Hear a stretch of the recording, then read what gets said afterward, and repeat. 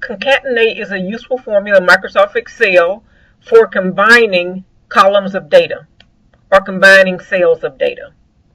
In this example, let's say that I have a column of last names and a column of first names, and I want to put that together into one cell or one column with just name.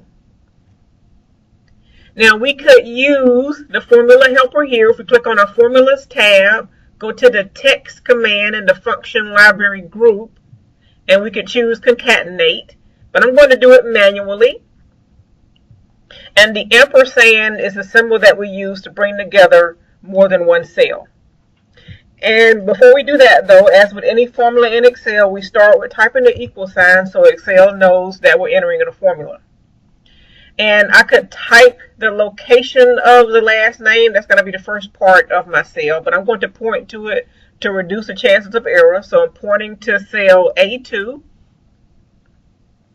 And then I'm going to type the ampersand, and that means I'm going to combine something. I'm going to combine A2 with B2, first name.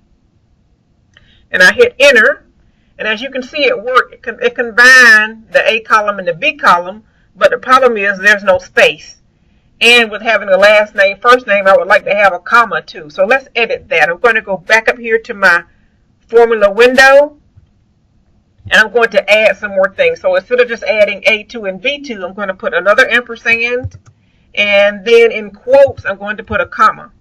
And I put the comma in quotes so that Excel knows to return the exact thing instead of trying to calculate something on the comma.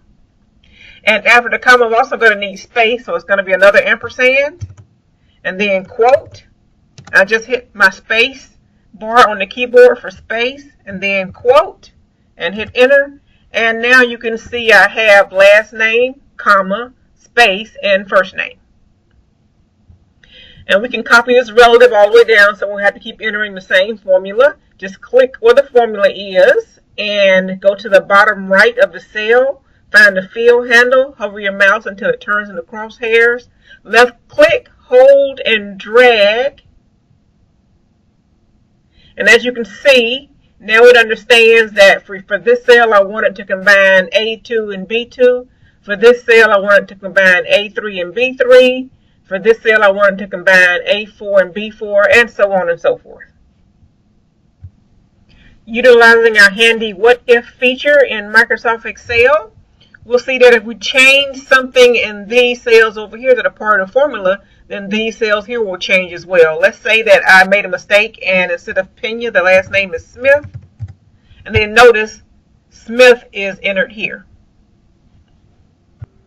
So let's say that I have everything like I want it over here. I really don't need to have 2 columns of names or 3 columns of names. But look what happens if I delete this original 2 columns.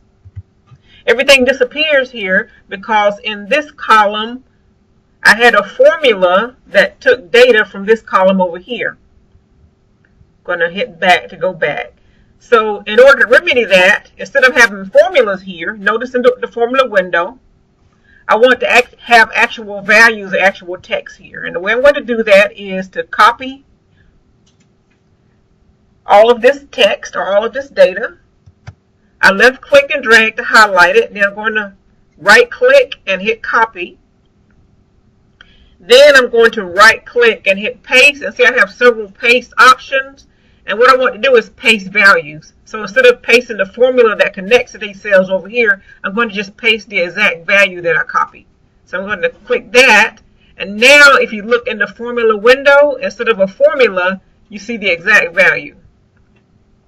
Now I can't do any type of calculations on this anymore.